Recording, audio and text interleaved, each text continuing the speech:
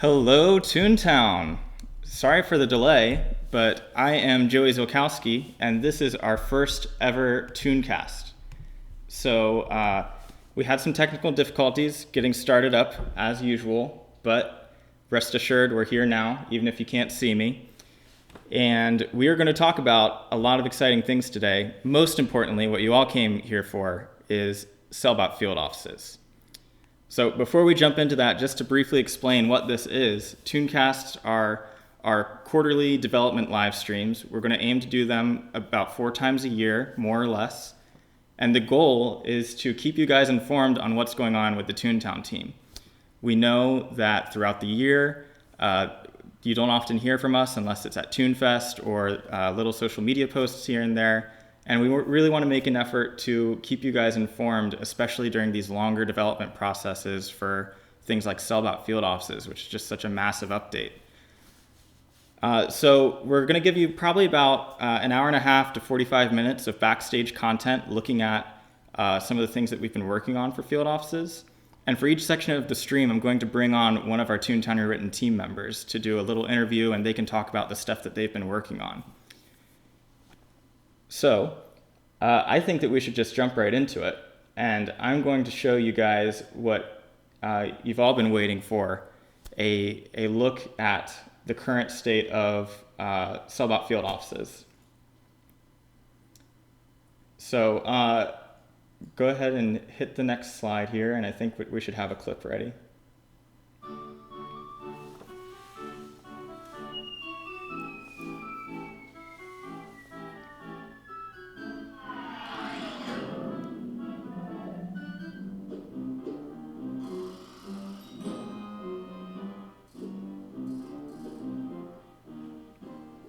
So what you just saw was the very first thing we're going to be talking about today, which is the Sellbot Field Office exterior. Now, a lot of you have probably seen this before at ToonFest with the teaser that we did a little while back.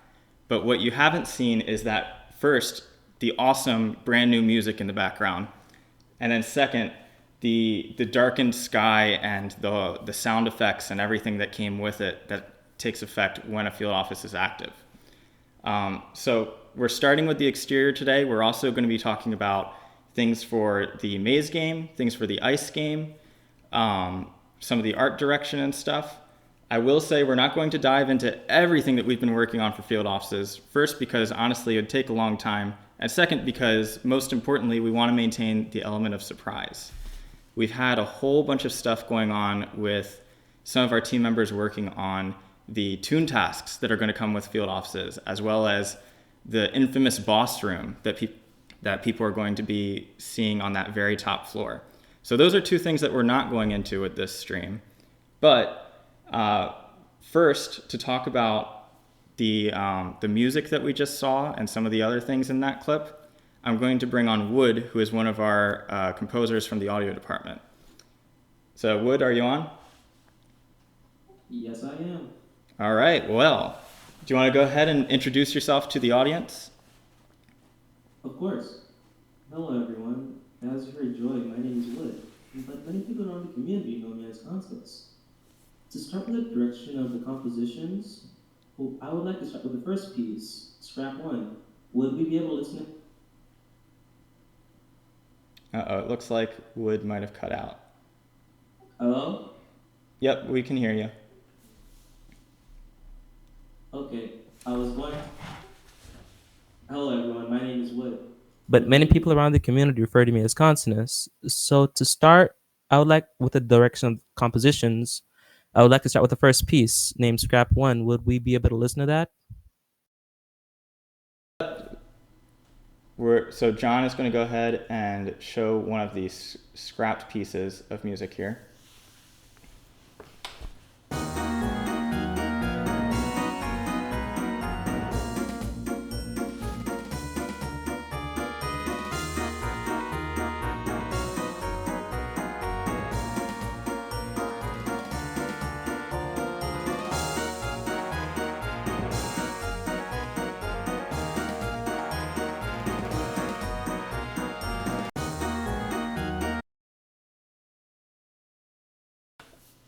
All right, Sorry, guys, we're a little bit flustered right now just because we are still experiencing technical difficulties. I think that you guys couldn't hear Wood at first and didn't hear his introduction.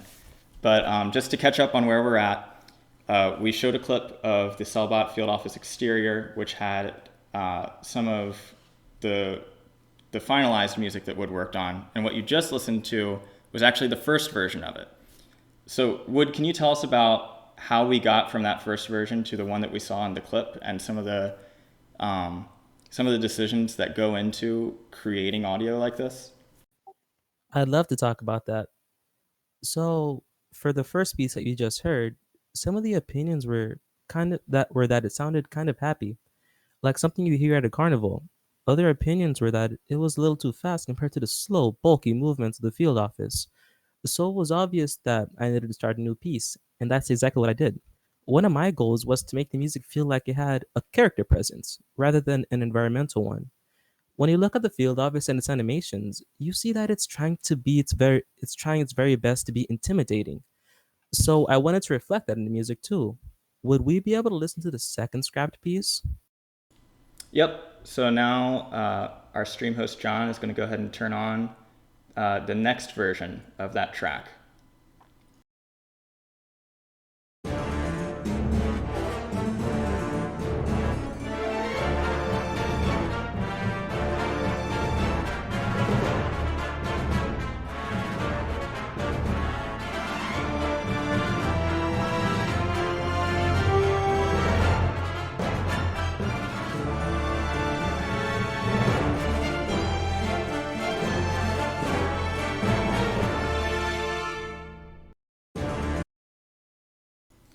All right. So obviously that was a big change from the first to the second version, and you can tell it certainly sounds more menacing. But so, what sort of decisions went into this one, Wood, and why did we end up not using it? So I wanted to see how this piece would sound like with VSTs. VST is short for Virtual Studio Technology. So it's basically my library of instruments that sound like real instruments. It was concluded that, this song would sound too jarring to the players and fits more of something like a video. The third scrap piece is where I last left off before I started the theme that we have today. Would we be able to listen to the third scrap piece? Yep. Here comes the third one.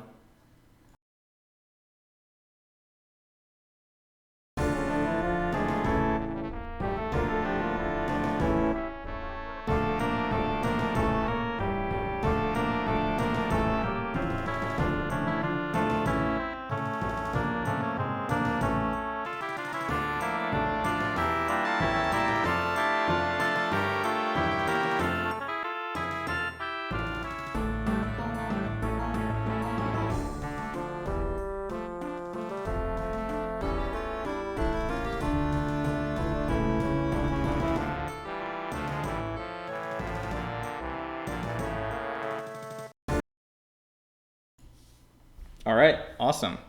So we're also going to show you. So you've heard the first, second, and third scrapped versions, and I'm going to give Wood a chance to talk about that third scrapped one before our clip. But I will just say, once Wood's done talking, we have a clip of something really interesting and really fun that we've done, where you saw in that first short clip where the field office comes down, it slams into Daisy Gardens, and the music begins. And you see that the street is dark and everything. But one of the really cool things is that darkened part of the street is only darkened around Sellbot Field Offices. So some of you may be worried about, like, you don't want to walk through a dreary street all the time. The artwork in Toontown's awesome, and we'd hate to ruin it with like every single street always looking dark and dreary. But as you walk up to the field office, the music starts to fade in and the clouds start to fade in, and it's just a really awesome effect. So we'll show that clip in just a second. But before that, want to go ahead and talk about what was going on with that third version and why we eventually moved on from it? Yes, this piece is a slowed down version of the last piece we heard. And as you can hear, it's in GM2, which stands for General MIDI Level 2. In the middle of the piece, I began to think that this probably isn't going to work, and I ended up scrapping it. I mentioned that I was getting closer each day to a piece that would complement the field office's character, and you, Joy, you agreed. The next day, I came up with a different piece, and I vividly remember a whole lot of people saying that it's really good. I remember one of our teammates, Scalimer, saying that they can already feel the character presence rather than an environment, and I tend to agree. Yeah, one of the things that we were really inspired by is if you've seen the Toontown 2 prototype, there actually is a big animated field office in that Toontown 2 prototype, which was actually a Toontown sequel that Disney was working on in 2010. Sadly, it did never come to fruition, but we did get to actually see the gameplay, and there's videos of it available on YouTube. And if you go and watch those videos and you watch the part where the field office comes down, the music that's in the background, it just has a lot of weight to it. It almost feels like it's moving with the field office and responding to its actions. And so as you watch this next clip that we're about to show you, listen to the music and listen to the sound effects of the field office and just kind of watch how they correspond and watch how they feel. See if you agree with us that the track that we finally finalized was one that felt like it made the field office feel even more animated than before.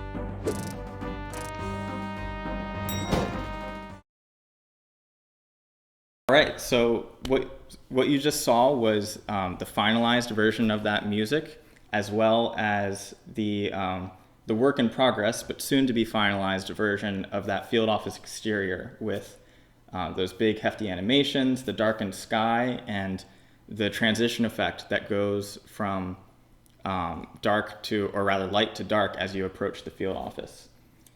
So Wood, do you want to go ahead and just talk about, before we wrap up, talking about what decisions went into that final piece? There are a lot of decisions that went into this final piece. More importantly, there are many more scrapped pieces, which shows that this was a long process, and I'm extremely happy with the results. Just having the team complimenting the music I make just makes me so happy, and I love giving references and nods to original Toontown songs. So I continue to encourage the community to keep their ears listened to any references that they hear. If any of you have heard Toontown references in the exterior field office theme, I would be delighted to show you.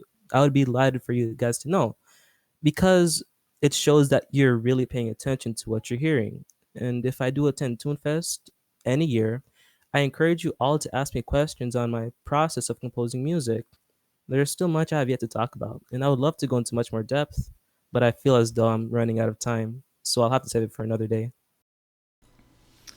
And it is worth noting, actually, that we are having a Q&A at the end of this ToonCast. So if you have any questions for Wood or any other questions throughout this stream, send them in on Twitter with hashtag ToonCasts, and we might be able to answer them at the end if there's time. So Wood will be back joining us at the Q&A. But if we could get some shout outs and celebration and everything in the chat for the awesome work that he did on the field office music, that would be great. So thanks so much, Wood. You're welcome. So moving on now, we've seen the exterior, we've seen the music, we've seen what it's like when you're approaching a field office and when it comes down. But now we're going to talk about more of what you guys really care about, the inside of the field offices and the mini games that come with it.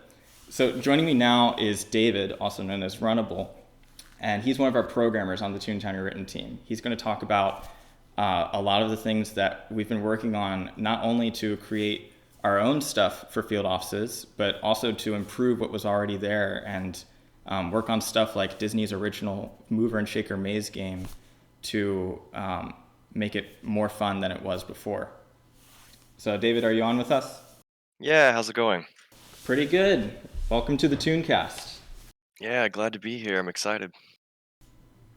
All right. So, do you think that you could go ahead and talk to us about some of the work that you've been doing on field offices? I know that you actually came into this project, what was it, around, I want to say June last year? Yeah, I think that's right, around June. So, could you go ahead and tell us about just what you've been working on since joining the team and um, what field offices have been like for you? Sure. So field offices was really exciting for me to jump into because I've been such a hardcore player for so many years, and field offices were always the big Toontown Rewritten update way before I even joined the team. So me finally having the opportunity to hop on and help move things forward is really exciting. I'm really happy to be a part of the team. So as far as specifics go, I have done a lot of work making the maze game and the ice game more fun and more enjoyable, and just pushing that along a little bit more. So which has been really good. I'm excited.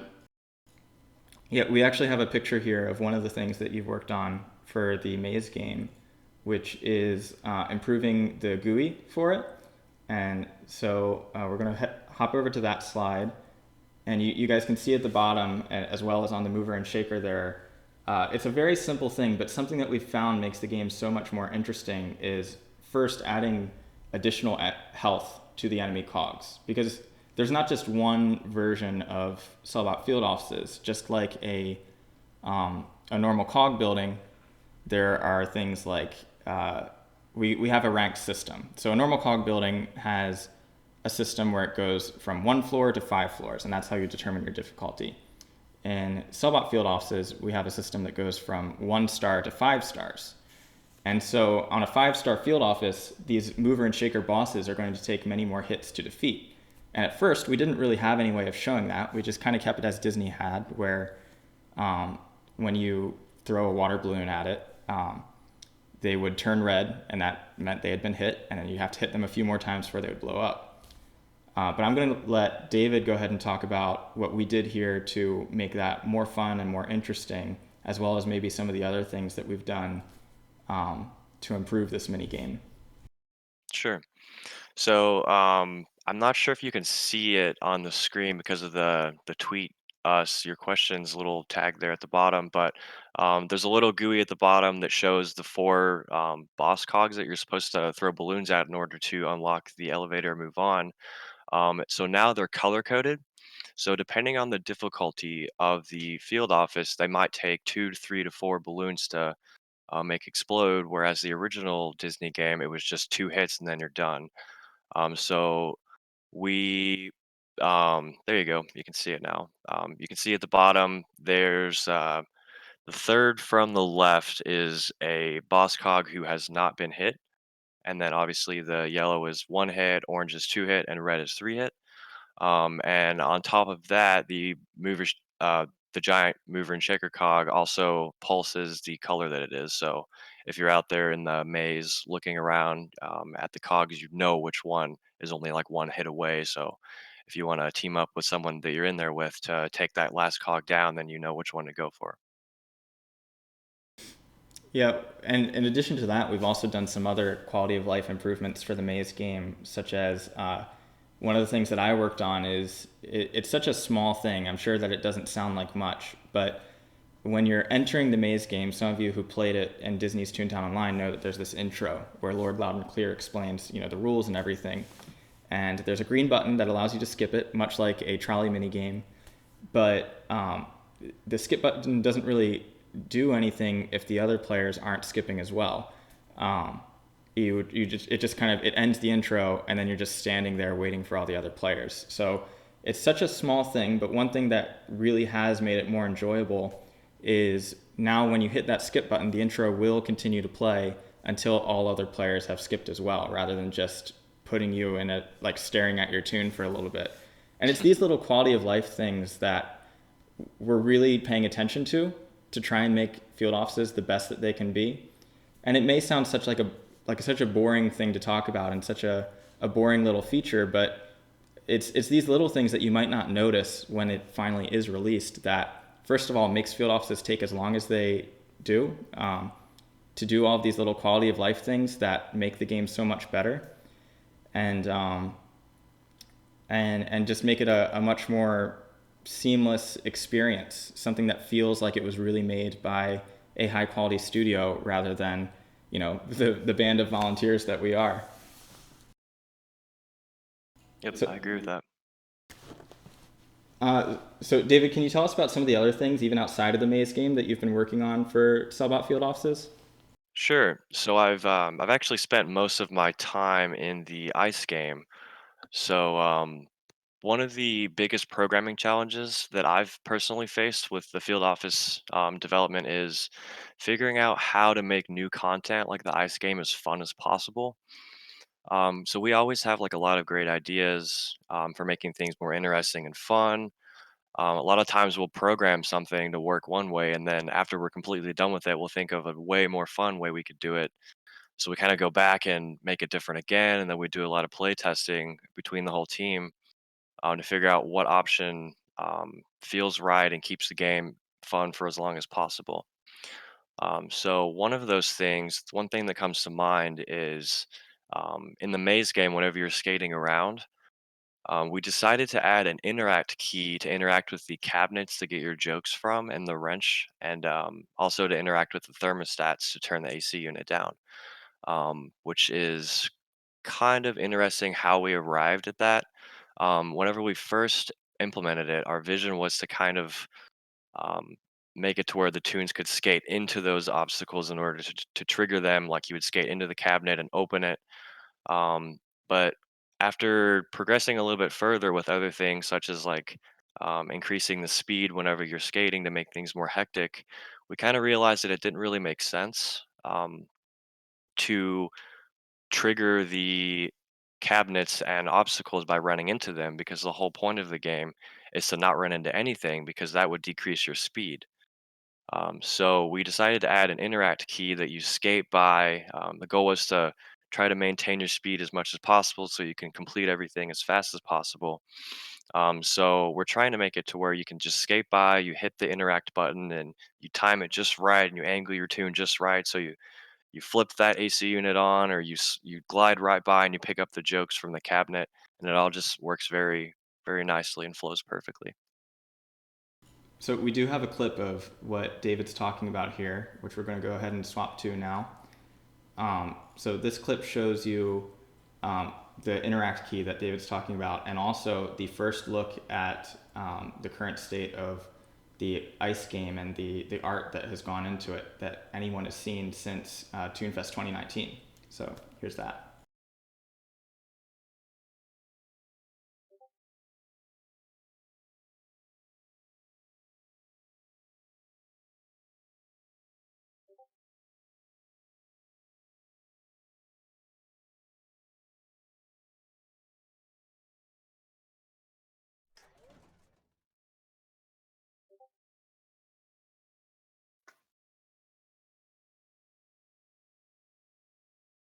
So sorry, it looks like there wasn't any audio with that, but hopefully you can see the interactions of interacting with that thermostat, as well as the cabinets that David's tune was skating towards that dropped jokes.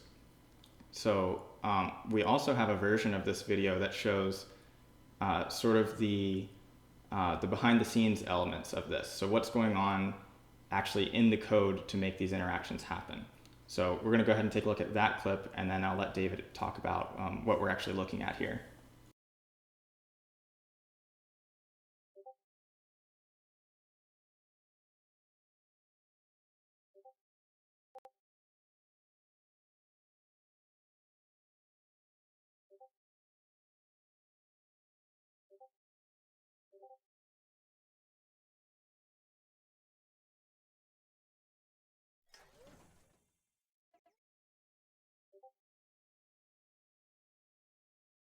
David, do you want to go? Sorry, David, do you want to go ahead and tell us what we were seeing in that clip? Yeah, so that's a video where I am trying to figure out what collision radius would make the most sense. Um, so basically we want to get it to where the tunes can just skate by as fast as possible, and but still get as close as reasonable to interact with the units there. So you can see the red glow around it is the invisible collision radius where the interact key that you're using becomes valid. So you could, as you're approaching it, you can kind of spam your interact key, but nothing's going to happen until your tune enters that little red sphere area there. And then obviously, once you leave that red sphere, your interact key is no longer valid. So that's a really nice tool that we have to kind of visualize just how close we need to get for the interacting to make the most sense. And to those who don't understand how the ice game works, if you haven't seen our explanations at ToonFest, the whole point of the game, sort of what David touched on, is maintaining as much speed as you can. And so tunes can actually skate much faster than you even saw in the videos. And the whole point is trying to skate around as fast as you can to find those thermostats and set them to heat so that we melt the cold collar offices. So there's a whole lot of behind the scenes stuff going on there where you might have seen that little bar on the side of the screen. That actually is a thermometer. We have an illustrated GUI that hasn't been put into that build yet, but it's a thermometer that will track how hot or cold the room is. And as the room gets hotter and colder, this is something we'll actually see in a little bit, the environment will begin to change. The ice will actually begin to melt. And so there's really just tons and tons of stuff going on in there. And as you turn on each of those thermostats, you'll start to see the thermometer go up and then the ice start to melt. Another thing you might have noticed in the last video was when David walked up to that filing cabinet, there was a big arrow that appeared above his head. That is a temporary thing at the moment, but the mechanic that we actually implemented that for isn't temporary. It's actually called the wrench mechanic.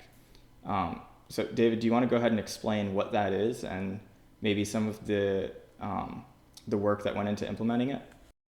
Sure. So the wrench mechanic is kind of like a rare find that you have like a certain probability of finding whenever you open the cabinets. So the cabinets also have jokes, which you collect in order to get your gags back on the next floor. But like I said, you have um, maybe a 20% chance of getting a wrench or something. We haven't tweaked the actual percentage values yet. But anyway, so what happens is you get a wrench, and with that wrench, it kind of like hovers over your head, so everyone in the game knows that you're carrying a wrench. So then you can use that wrench to interact with an AC unit, and what it'll do then is it'll disable that AC unit, so the cold collars will no longer be able to walk up to it and re-enable it and turn the temperature down. So obviously, the point of the game is for everyone to keep the temperature up as much as possible to defrost the room so you can get it in that elevator and go to the next floor. So that's definitely going to be a nice little strategy move there in order to, um, optimize how fast you can get through the level. For sure. So before we go ahead and end this section, David, is there anything else that you want to tell players about field offices or your work in the programming department with them? Um, that's a good question. I don't have anything specifically to talk about except for I think it's really fun. It's really enjoyable. Being a part of the team is probably my favorite pastime. And I'm really confident that everyone's going to really love field offices once we get done. I'm really excited to show everyone. Awesome. Well, thank you so much, David. Thanks for coming. And again, if we could just get some shouts in the chat for all of the hard work that David's been putting in on field offices, as well as the rest of our programming department who, isn't necessarily in this call, but is still doing tons of work behind the scenes, that would be awesome. Yeah, thank you guys so much. I really appreciate it. And I'll see you in game. My name is Runnable. I'll see you later. All right. So, then for the next section, we're going to talk about some of the awesome artwork that you've seen in the Cold Collar Ice game. That's one of the biggest things that have changed for this game since you last saw it at ToonFest 2019. So I'm going to bring on our texture artist, Dan, who is going to talk about the work that he's been doing to improve the look of the ice game, how we got to where it is right now, and what other changes you might expect to see before it's a final product. So Dan, are you with us? Yep, right here. Awesome. So I'm going to go ahead and put a slide on the screen that shows some of the textures that you've been working on, and I think we'll just kind of flip through these as you talk. But just to start with, do you want to introduce yourself, talk about how long you've been on the team and what work you've done for Field Offices? Yep. So I'm a texture artist on the team. I joined just over a year ago. I believe the beginning of January was my 1 year anniversary for the team. And I've been a longtime player of Toontown Rewritten and have always wanted to be on the team. So being on the team for the past year has been nothing short of amazing. And it's really just been a great experience. And working on Field Offices has been great with all the progress we've been making lately. So yeah. Awesome. So on the screen, we can see right now, go ahead and swap to it. We've got a wrench and some bookshelves. Do you want to talk about the work that you put into these assets and where they're found in the Sellbot Field Office? Yeah. So these assets actually weren't made by me, but they were made by two of our other texture artists, Mike and Gabe or Scalmer.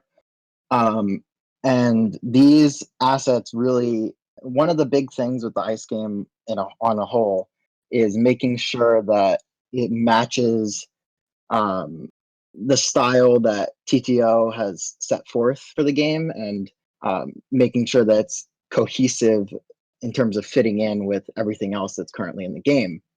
And in terms of a starting place, the first place we really looked for were some of those old Disney concepts. So I'm sure some of you have probably seen them, but they're those like dark room where you can see like some of the cold hard cash bags in the ceiling, and you can see some of the desks. So there's some old Disney inspiration that we took when starting the art direction for the ice game.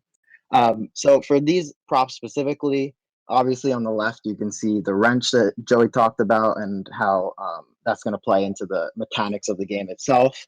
And you can really tell that it captures the feeling of the Toontown art style and fits the theme of the game. And then we have on the right, we have two variations of these ice shelves, pretty much. So this kind of ties into the theme we're trying to make for the ice game, in that we're creating variety in the props. It's not just one shelf that's going to repeat throughout the whole room. We want to make sure it feels like an actual room where the cold callers would live. And one way we can do that is by creating these varieties, like with the snow globe and having the books in different positions.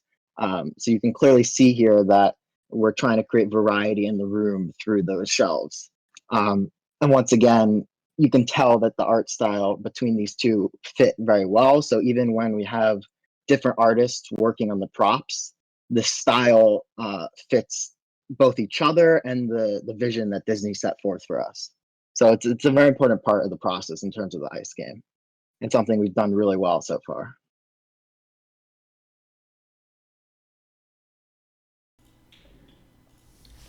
That's awesome. And so now on the screen we have something that we saw in that video, which was the thermostat. And this is showing how that thermostat went from concept to model to the finalized texture.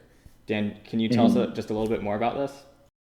Yeah, so this basically shows the essential process of creating any prop. So before anything we usually start with a sketch, or a couple of sketches, concept sketches, getting an idea of what the prop is going to be, have some character in it, make sure it fits the vision of the room and the content we're creating. So on the left you can see a concept for the thermostat. But when you look at this concept, you think, oh, well, that's, yeah, an early version. It matches the final pretty well. But even concepts have a lot of iteration to them. That was not like the first concept we came up with. There's been a variety of designs that range from looking similar to this to not looking at all like this. And that was the ultimate choice we made that best fit the room and best fit the vision we were going for. So once we have the concept down, we generally have a concept that shows different angles of the props and shows variety so that we know how it's going to be taken into the next stage, which is the modeling phase. And you can kind of see a wireframe preview in the center of that thermostat, showcasing how it went from concept to the model. And it's important to know that when going from concept to the model stage, it's not a necessary one-to-one in terms of translating the concept. Sometimes there's design decisions that could be tweaked or changed. But in this case, you can see that it is pretty similar because the design fits the room very well. And then on the right, you can see what you saw in the videos and what is basically finalized, which is the textured version. Now, as texture artists, as I spoke before, we're trying to match the vision of the original game. And this texture was actually made by Mike, another one of our texture artists. And I think he did a really good job capturing the metallic feel of it and making sure that it matches the design of the original concept and the functionality that we're going for in terms of the game design of the room.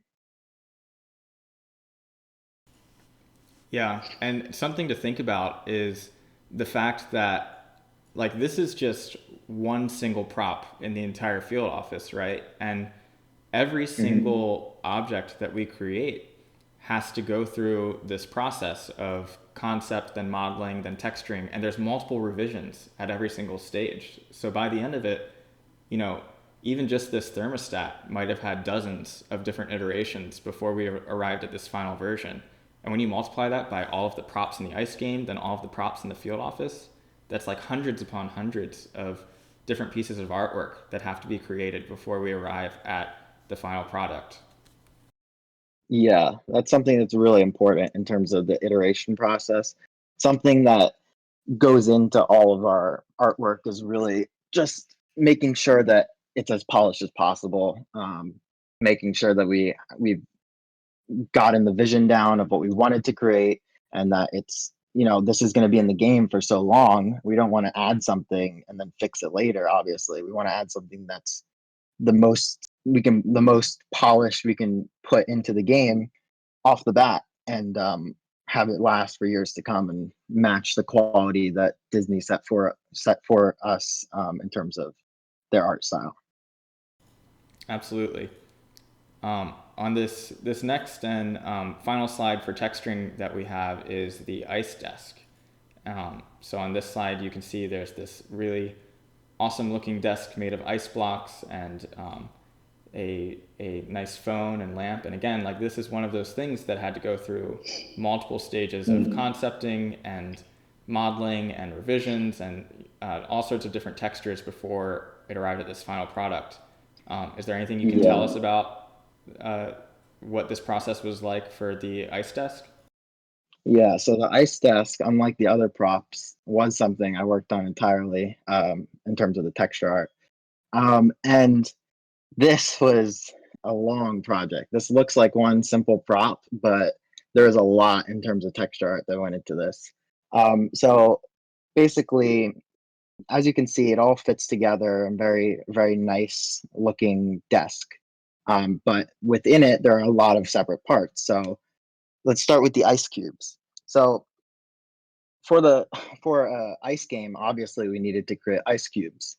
Now, ice cubes are pretty simple on the modeling side of things, but in terms of texture art, we wanted to make sure that these ice cubes fit the Toontown style. So I believe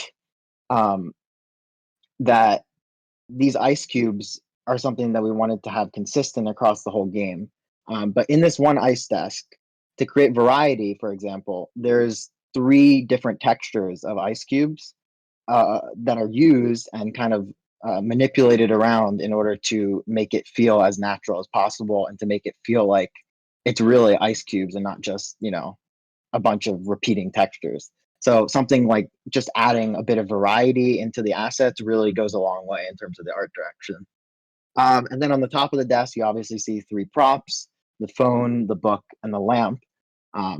And basically, each of these props, like Joey was mentioning, has to go through a very specific process in terms of revisions and from concept to final. So basically, this desk has three props within it, but it's just viewed as a single prop. So it kind of goes along with the theme that when you're playing through it, it just looks like a single prop. But in terms of the development process, there's a lot that really goes behind it in terms of the artwork and the process.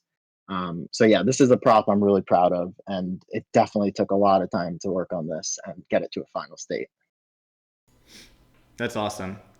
Yeah, thanks for sharing all those details, Dan. And if anyone, as you guys are watching this stream, if anyone is super interested in what each of our team members have talked about so far, audio, programming, artwork, or anything else, we have applications available on our website. And you too can be like David and join us in the middle of field office development to help us wrap this up. And that's available on toon.town/apply. And there's all sorts of positions, whether it be moderation, support. We have some brand new community positions. We'll even be talking about some brand new positions that are opening up later in this ToonCast. But yeah, definitely keep that in mind if any of this stuff sounds interesting to you. Dan, before we move on, we have one more ice game clip, which is going to show us the process I was talking about earlier, where the ice begins to melt as the room heats up. But before we show that, is there anything else that you want to talk about in terms of just overall work on field offices or specifically with the texture art?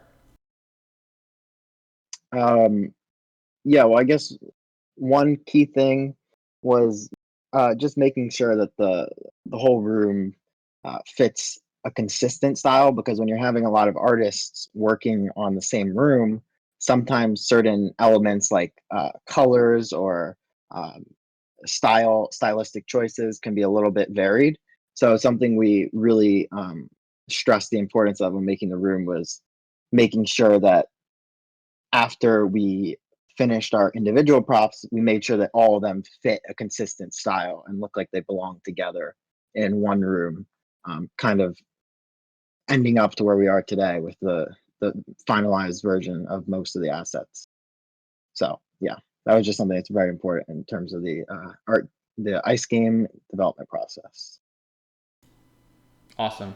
Well, thank you so much, Dan, for talking about all of that. And thank you for all of the work that you've done to make these field offices as pretty as they are for all of us to play. So yeah, if we could get some shouts and celebration in the chat for Dan, that'd be awesome.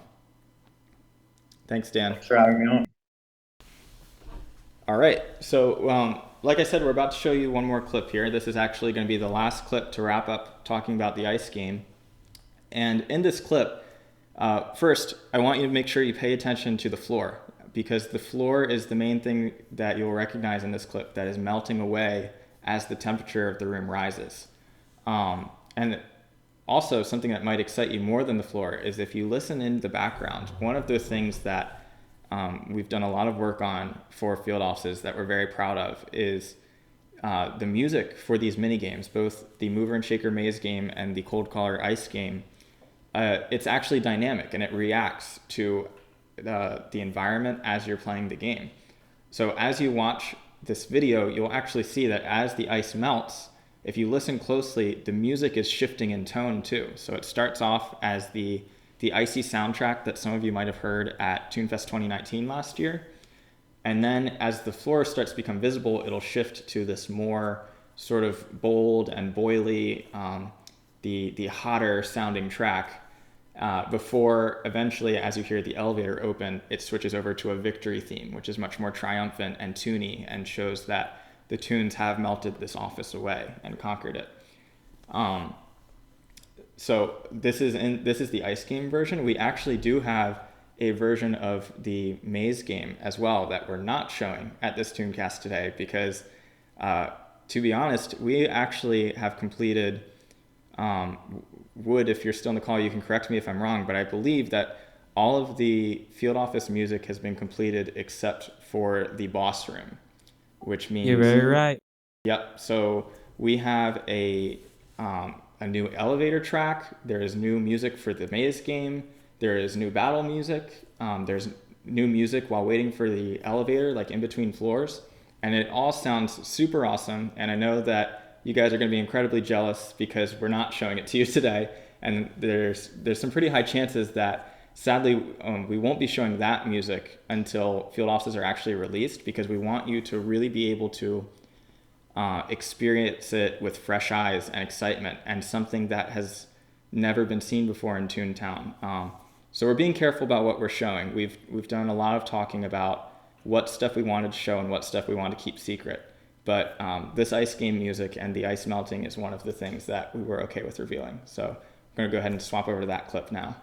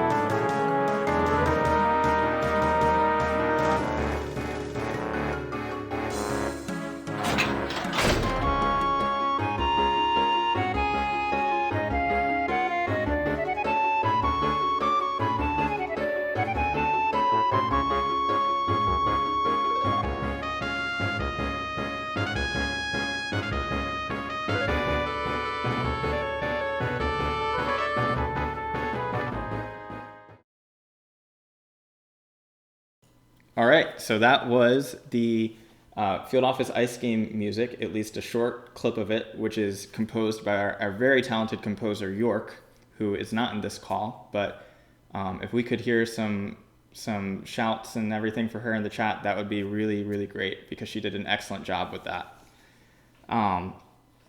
So this wraps up what we're showing for Field Offices today. We do have a little bit more to talk about at this ToonCast and something brand new to show next. But beforehand, I just want to tell you, field offices are still very actively being developed. In fact, practically every week for for as long as it takes, we are meeting every single week as a team to talk about where we're at with field offices, what's next, and figuring out how to get them to you guys as soon as possible. It's hard to convey it just by showing you these short clips, but believe me when I say that field offices are the most massive update that Toontown has ever seen since BossBot headquarters, like over 10 years ago. This isn't just a new cog building. We are completely considering this to be essentially, in a way, a new cog headquarters. It has a boss at the end of it. There is all sorts of stuff with the Toon resistance. There's going to be new laugh points, new ToonTasks. There is a resistance hideout that we talked about at ToonFest 2019. And so as we've shown you just this little glimpse of the exterior and the maze game and the ice game, this is such a microscopic part of the work that's been done on field offices and the work that continues to be worked on for them. And we are committed, trust me, we're committed to making sure that you get them as soon as possible. And if they aren't out by the end of 2020, then I don't know what we'll do. You can you can send all of the I don't even know where I was going with that. But nonetheless, field offices are being released. We're shooting for them to be released in 2020, and we really, really mean that. And we think that they're going to come out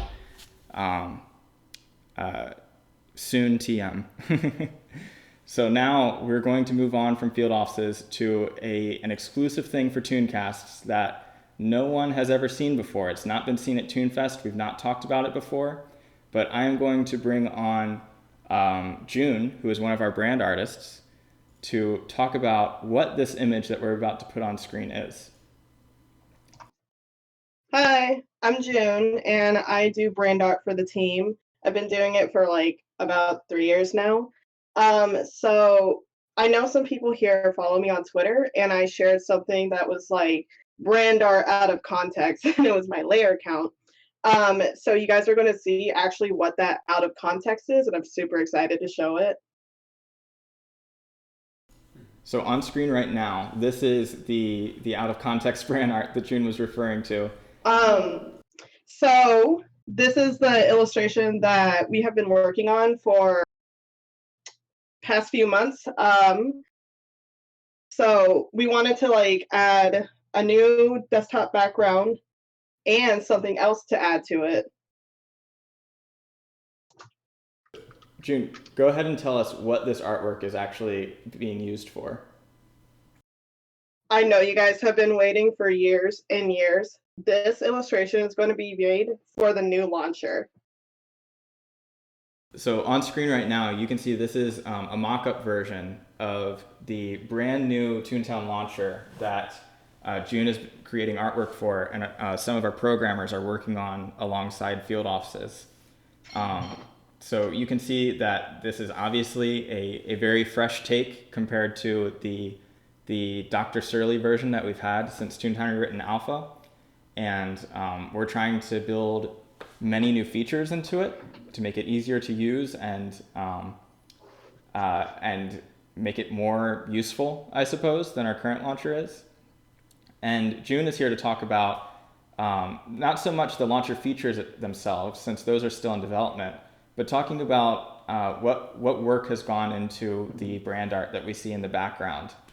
Because really it takes so many hours to create an image that, I don't want to say a simple image as this, but something that doesn't even go in game, that's just used on our launcher, we still put tons of work into. So June, can you talk about some of the process of getting to where this image is now? So the assignment started as a desire about a year and a half ago. And so we started creating wireframes and ideas and pitching ideas of how to make a nice launcher, but also make it modern. For the illustration, I also wanted to point out that it's actually not completed all the way. So it's still subject to change. I think I want to add more things to it. But for the wireframes, I created a bunch of concepts throughout the past year and a half about how to make it look nice and work well. Because one of the things that we wanted to do is allow it to save accounts. So instead of typing your username constantly, you can select an account that you're playing on. And we also wanted to add into the loading screen and add a homage to Toontown Online by adding back our seltzer bottle. And we also wanted to work on making it easier to potentially, Joey can correct me, but potentially make it so you can use one email for a few accounts. But that might not happen, but Joey can correct me there. That's something that's still in discussion.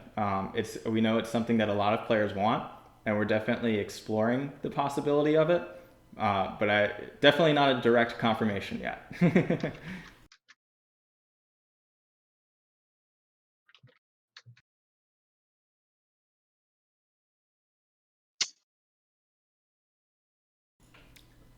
Sorry, it turns out June couldn't hear me, but the stream could.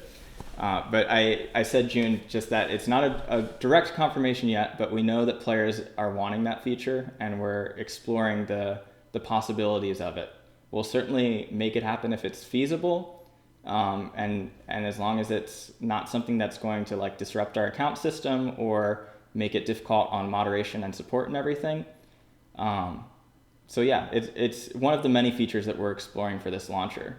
One of the things that I think we've focused on a lot when talking about what we want this new launcher to be is we know that multi-tune support is a very big part of Toontown. We know people like having multiple accounts and like playing on multiple tunes at once. So like June said, we know that people often have multiple accounts that they want to save usernames for. And that's something that we're working on building into this launcher. June, do you want to tell us more about?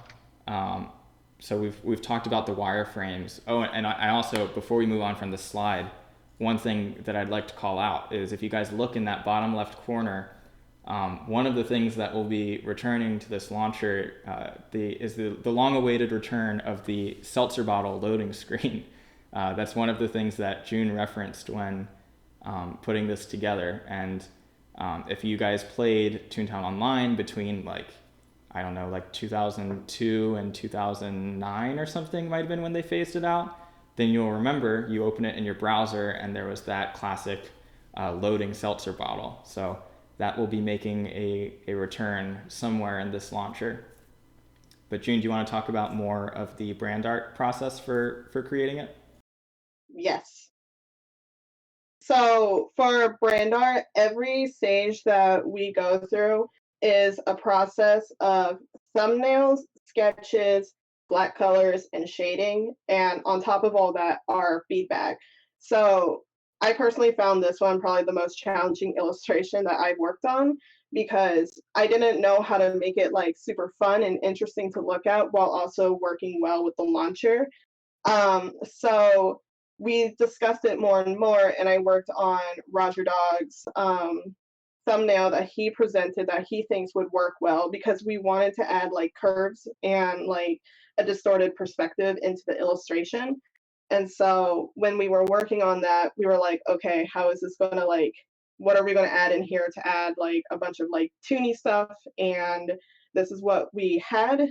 So these are what thumbnails look like. They're not meant to be like super detailed. I make probably the worst thumbnails in my thumbnails, the pencil sketch on the right. And then there is like my basic prototype of, I think the layout should look like this before I added the pretty colors. That's awesome. And about how long do you think it took you to create this full image, from the sketch to where it is now? I lost track of time. I think like a few months. So the thumbnail stage probably like usually it's not supposed to take too long, but it took us a lot of planning. So I would say about a month and a half to actually like come up with a really solid idea. And then like once the thumb is finalized, it's easy to like move on to the sketching. So on this next slide, I think we have the sketching process, like what that looked like. Could you go ahead and walk us through that? Yep. So for the top left, I created perspective grid, and then I worked on adding into like blocking in my elements of like where buildings are supposed to be. I wasn't necessarily worried about my perspective looking that great. But once I had that in, I realized it kind of looked flat. So that's why it's a little tilted on that with the prototype layout in the background because I wanted it to like look a little nicer in composition. And I'm actually a huge fan of drawing backgrounds a lot. So I started sketching the background first. I actually don't start with characters first when I'm working on a full-blown illustration.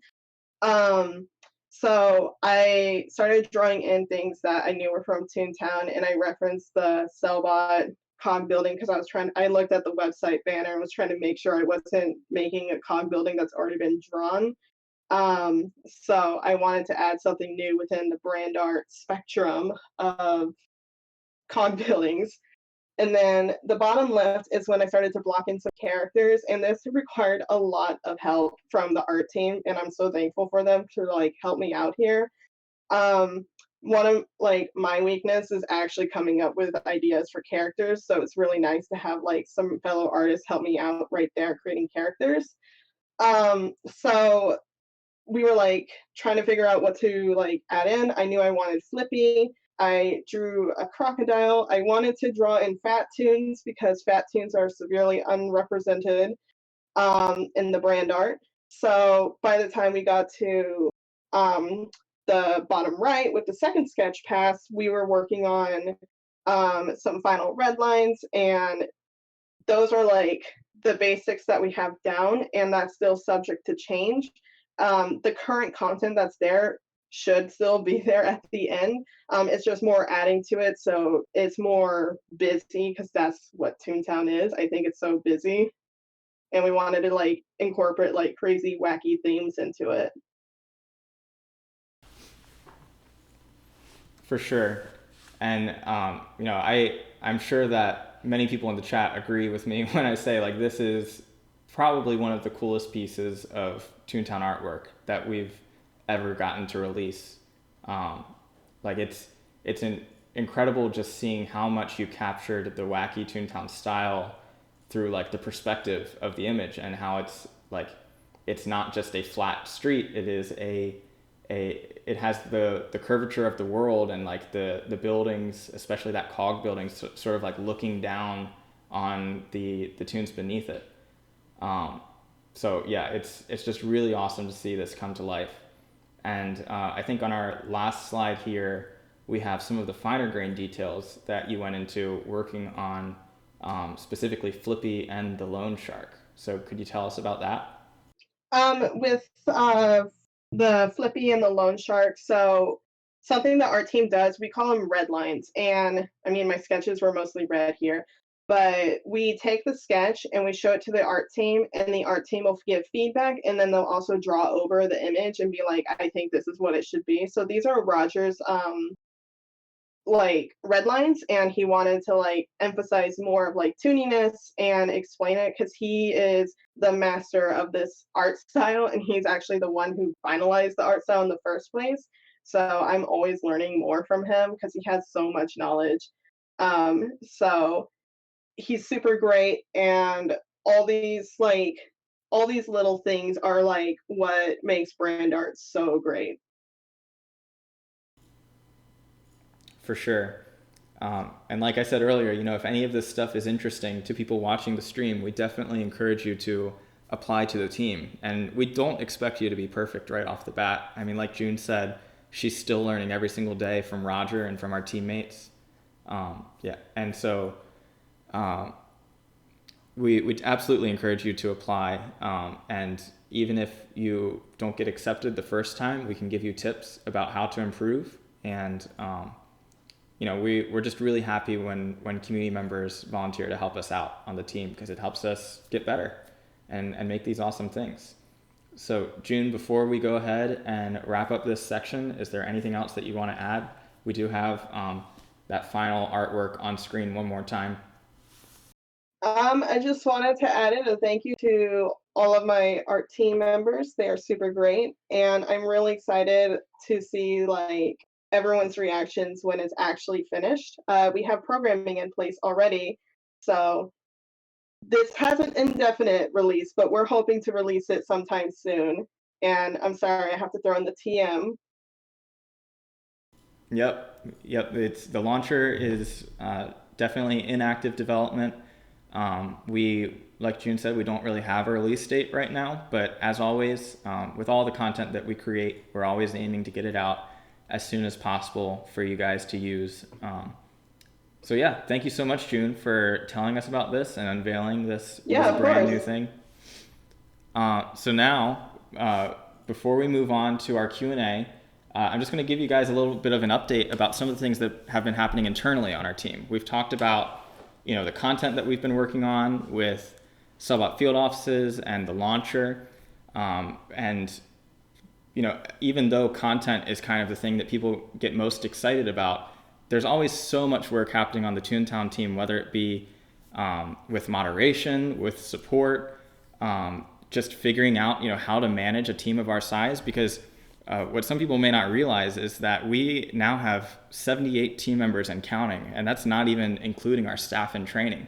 So we've really grown to this huge team, and it's nothing short of a miracle that we've been able to collaborate online for all of these years, 6.5 years now, without having any sort of like major breakdown with Toontown. Besides occasional maintenance or minor server crashes, Toontown has been running since roughly October 2013, and that is just an incredible thing that we don't want to take for granted. But nonetheless, what I really want to talk about today is we're actually introducing a brand new department inside of our team. And so on the Toontown team right now, we have our, I'm going to have to try and name all of them. Let's see, we've got our art department, our audio department, public relations, moderation, support, programming, quality assurance, and I think that might be it. Oh, organization, yes, organization. Can't forget them. So we've got tons of departments on our team that help us keep Toontown running, and we're adding a brand new one. It's actually already been added, but announcing today, we are adding a game design department to our team. And so some of you might be wondering, like, what game design is. Like, isn't that just already what we've what we've shown? Aren't we already game designing? And the answer is, essentially yes.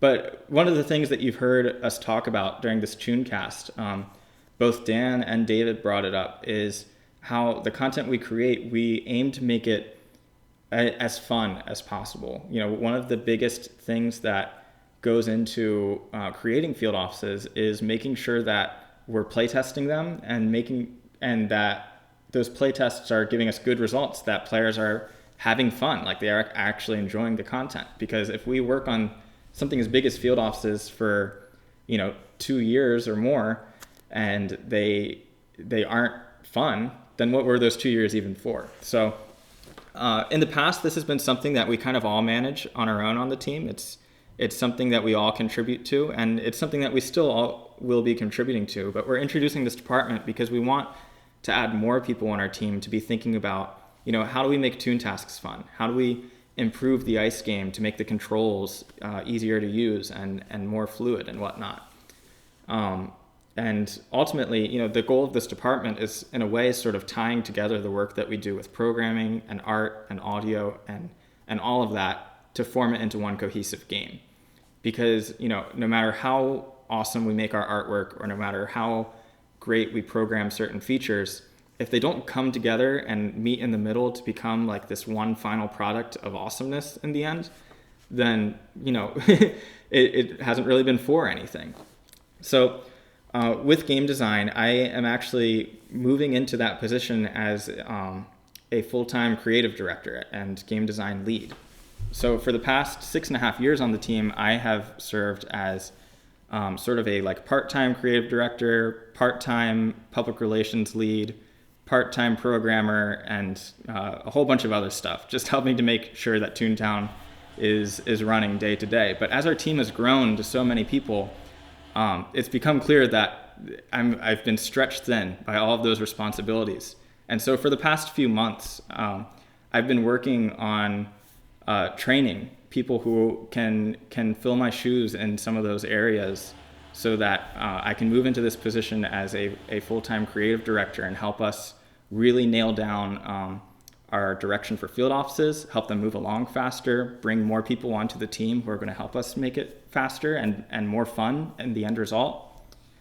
And so I'm really pleased to announce today that two people who are very near and dear to me and who have done so much for Toontown are stepping up and taking my place as public relations leads. So I'm going to go ahead and bring on Quentin and Brad. Quentin is now stepping up as a public relations lead and our community manager, and Brad is a public relations lead and our marketing director. So Brad and Quentin, are you guys here? Yes. Yeah. Hello. Absolutely. Okay. So hi, I'm Brad. You may know me online as Master Stripey Pedal Crunch in the game. I love mini golf. But yeah, I'm also on Twitter a lot, and I'm mostly handling our marketing. Okay. All right, Quentin, do you want to go ahead and introduce yourself too? Yes. Hello, everyone. Some of you might remember me from ToonFest 2019 this year. But yeah, I am Quentin, also known as Quackosaurus, and I have been working in public relations for about 1.5 years now. I joined the team back in January of 2018, and I am so honored to be stepping up and taking Joey's position as community manager. So yeah, look out for me in the game and around the place. Awesome. like I said, Brad and Quentin have done really so much for Toontown over the years that they've been on the team. And even before they've stepped into this position as leads, they've both been coordinators on our team. So they've been my two right-hand men to do stuff like blog posts and planning ToonFest and ads, videos, all that sort of stuff they help manage. And we've really, recently, our PR team has grown to, I want to say 13 people now, somewhere along those lines. So it's really awesome to have them. And I'm extremely excited to see what they're going to do in the PR department. So I'll ask both of you guys, what are some of the things that you've been working on that you're allowed to share, since I know that there are some top secret things as well. And what are sort of like your main hopes and dreams for the Toontown community moving forward that you hope that you can achieve while in this position? So for me personally, I've definitely been focusing on the organizational side of our department, making sure that everybody's happy with what they're doing and such stuff like that. And I've also been coordinating new blog posts.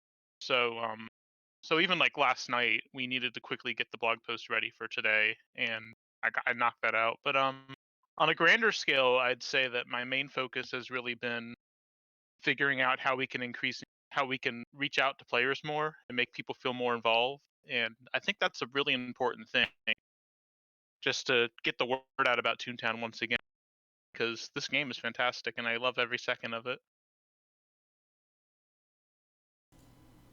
For sure. Those are all very awesome things. And so, Brad, you've been kind of overseeing the creative writers, the graphic designers, video editors, trying to think of, and social media managers on the team. So every time you guys see a blog post or a graphic or anything like that, most likely Brad has at least given some feedback on it in some way, if not wrote it himself, or directed if it's in the case of images and whatnot. So yeah, and Quentin, same question to you from earlier.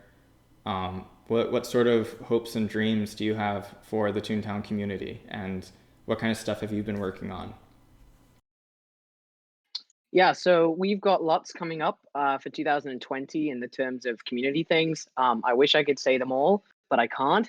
So just to give a little rundown, we are starting by kind of building a community team up from the ground. So many of the existing public relations staff have been moved kind of under Brad's supervision in kind of a mini marketing team. And what we're going to be doing is kind of building a community team up from the ground. Some of you may have already seen we released an application on the website called Community Representative, which is just one of the roles we have planned to kind of expand with this new community team that we're building. In terms of what's actually coming, we have lots of things in the works, from a new type of cast member. So obviously right now we have Toon Trooper and Resistance Ranger. There is another type of cast member planned. We are going to be expanding some kind of official interaction and engagement beyond the game. We understand right now there's no real way for the players to kind of interact with us outside of the game officially. So we will be kind of expanding in an official capacity beyond there. But yeah, no, there's lots and lots planned. We want to continue to grow the community, as Brad said, to get the word out there. And so, myself and Brad are very excited to lead public relations and to continue Toontown growing. So thanks everyone for your support. Awesome. Yeah, thank you guys so much for sharing that stuff. And to anyone, I don't know if anyone may be worried that like Toontown's community interaction or the marketing or something might get worse as a result of that's something that I've helped with so much over the past 6.5 years, and it's something that I won't be quite as involved with anymore. But I just want to reassure everyone that Quentin and Brad and the entire PR team are so awesome. They have completely surpassed like any sort of dreams that I ever had of what we would be able to make the PR team be. And so they have awesome things that they've already been working on, and I have absolute full confidence that the department is in very good hands and the Toontown community is in very good hands. And I think that 2020 is going to be a really great year with some of the initiatives that they have planned to help engage our community more, to be more transparent with you guys with stuff like this ToonCasts live stream, as well as like introduce brand new ways to interact with the team. Even simply one of the very basic ways that we can say is like you can expect to see more Resistance Rangers and Toon Troopers as our PR team grows, as that's one of the things that definitely fall within our community team, and also new ways to deliver feedback to the team so that you can actually directly send us feedback or directly send us a bug report, as opposed to as of right now, it has to be sent over email. So those are all exciting things that we're working on, or rather Brad and Quentin are working on, and super excited to see what happens there. And so in terms of game design, with that department that I'm working on now, we actually are going to be posting some applications pretty soon. I'd like to get them up hopefully in the next week. We'll see, but I'll definitely be putting out a tweet once they're available. So whether you are interested in the community side of things or marketing, or if you're interested in game design or any of the other things that we've talked about here, there will be applications available on our website. There already are for all positions other than game design.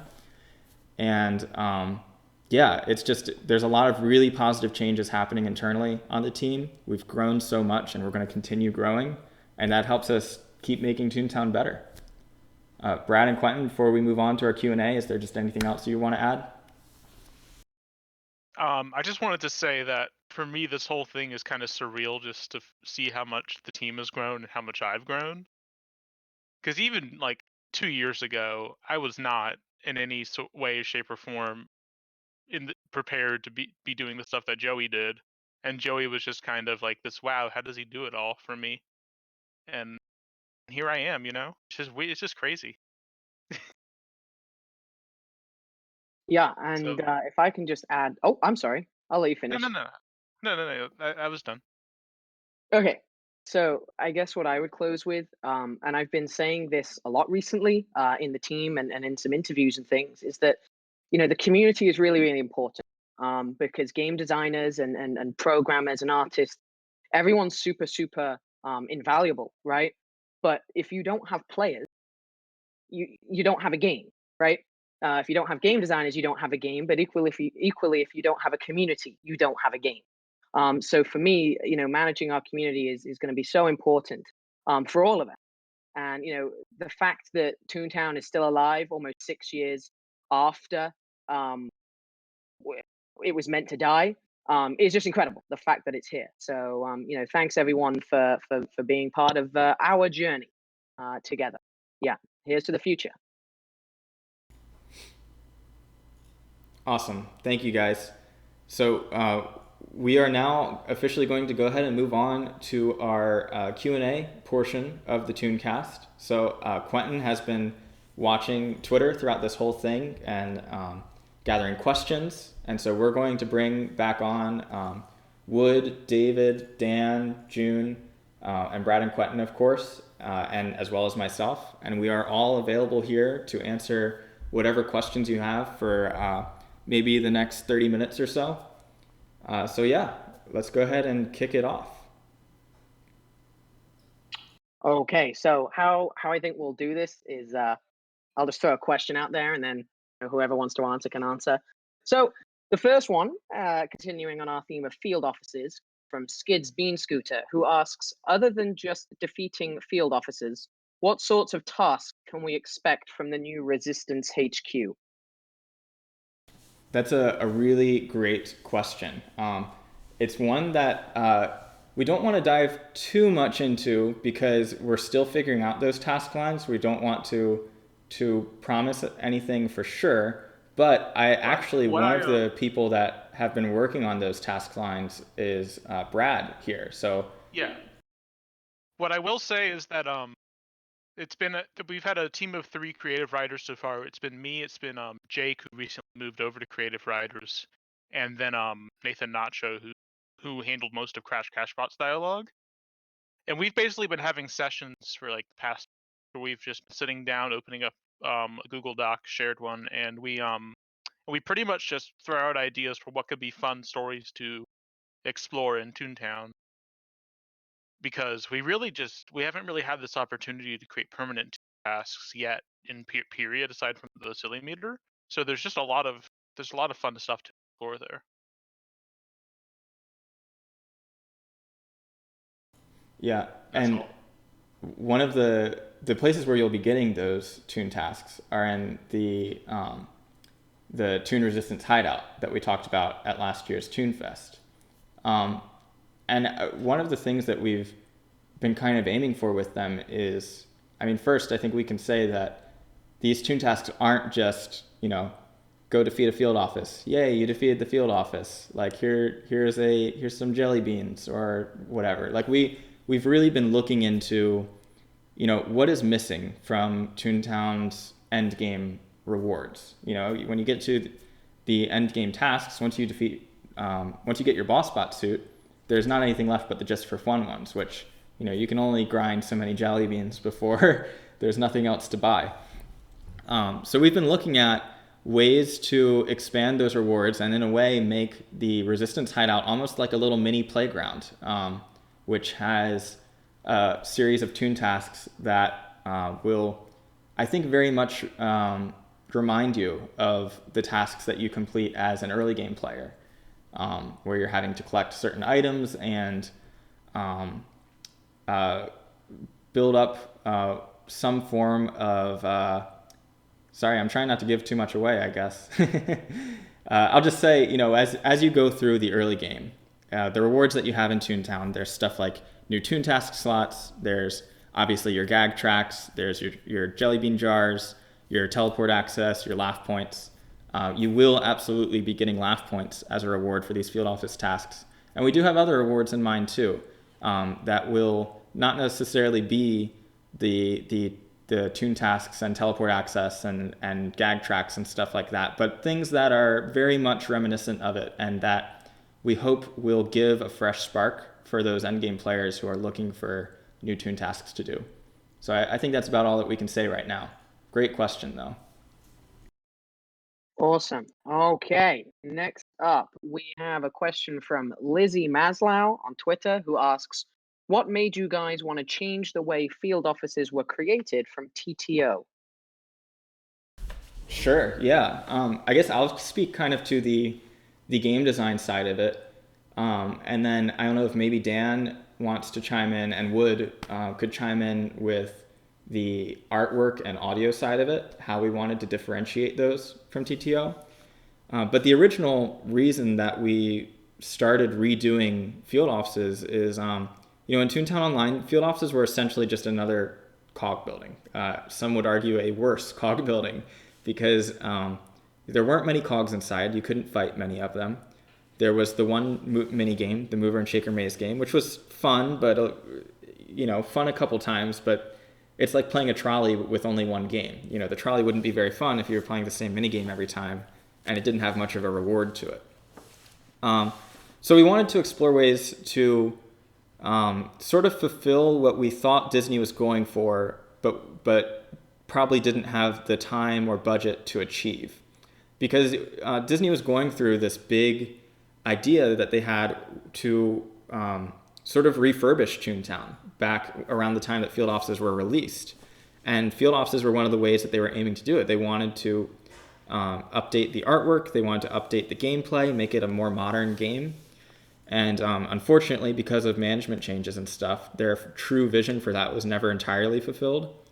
And we're kind of going back and trying to fulfill that vision. We want to make Toontown more modern. We want to introduce systems that people expect out of modern day MMOs, as well as add content that will entertain our end game players. Like we said, this is essentially a new boss battle. I mean, it is a new boss battle with new gag mechanics. with the way that like turn-based battles have changed to take away certain gag tracks. So there's a lot of very like experimental and new things that we're doing with field offices. And when it came down to like, do we invent something new or take something old and make it better? We know that people are very nostalgic for the old things. We know that people would want field offices to come back. And so we decided to make that our target for, turning them into this brand new thing. So now I'll go ahead and, Wood, do you want to talk about on the audio side, some of the things that we wanted to change? Sure. I loved the way you said experimental, because there are so many things that the audio department can do for field offices. Like, for example, I really loved how Joey, he implemented, going into the field office, the music gradually coming in, and let's say Toontown Central or Daisy Gardens theme just slowly fades away. I think all these different compositions will help the players feel more refreshed when they actually see the field offices for the first time. And that's why, Joy, you said, we didn't show, for example, the Maze Game song or any other song, because you want the players to feel refreshed when they actually get to experience it for themselves. For sure, yeah. And now, Dan, do you want to talk about some of the art things that we've wanted to change with field offices? For example, like, why did we go with a brand new field office exterior rather than using the one that Disney had before? Yeah, so there's a lot of aspects of field offices that felt a little bit rushed or unfinished. So basically, when going through and working on field offices, we wanted them to have a presence on the street. And Disney's field offices, they had that building, but it really didn't feel much different than a normal cog building. It felt like it blended too much with everything else on the street and didn't really stand out as this um, big, you know, enemy that you have to take down pretty much. So obviously, with field offices being a bigger presence on the street and taking over the HQ, pretty much acting as a new boss, we needed to adapt that into a bigger, model with more menacing animation, music, all those different aspects to kind of match the more developed vision that we have for field offices. Obviously, building off of what Disney had with certain elements like the ice game and some of the concepts they had planned for that. But basically, it comes down to matching our vision and making sure that we put the polish that Disney left out of field offices initially.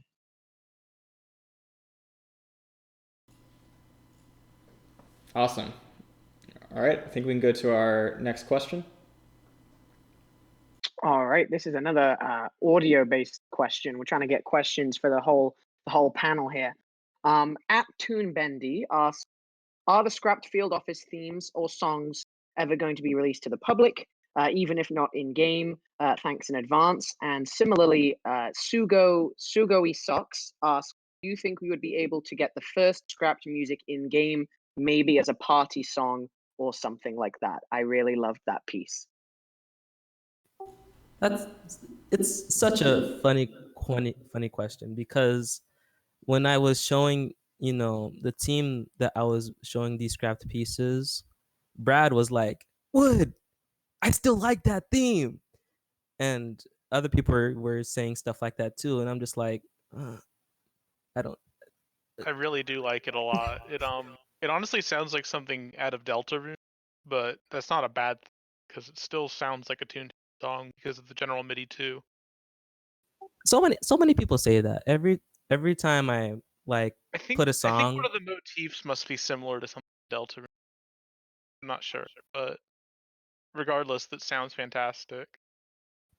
Yeah, like I remember I put the Fishington theme. Well, someone else put the Fishington theme on YouTube, and then I saw some of the comments, and one of the comments were like, "That sounds just like it's from Epic Mickey," And I think it's just how the introduction goes, and Might be. it's just funny. So, as far as will it be released to the public, I think I should talk to the team first before I make any, decisions. And same thing with the second question, the first scrapped piece in game. I need to talk to the team about that. It's definitely something that we can explore. And I completely forgot to mention earlier, even though we don't know if Wood's music will be available yet, I'd say chances are we will be able to make that available at some point, either in or outside of game. We are actually, a little bit after the stream is over, you'll be able to watch the full version of each version of the ice game music on our YouTube channel. So we're going to upload that, and it'll have the hot, cold, and victory versions all in one video. So yeah, definitely keep an eye out for that. All right, I think we're good for the next question.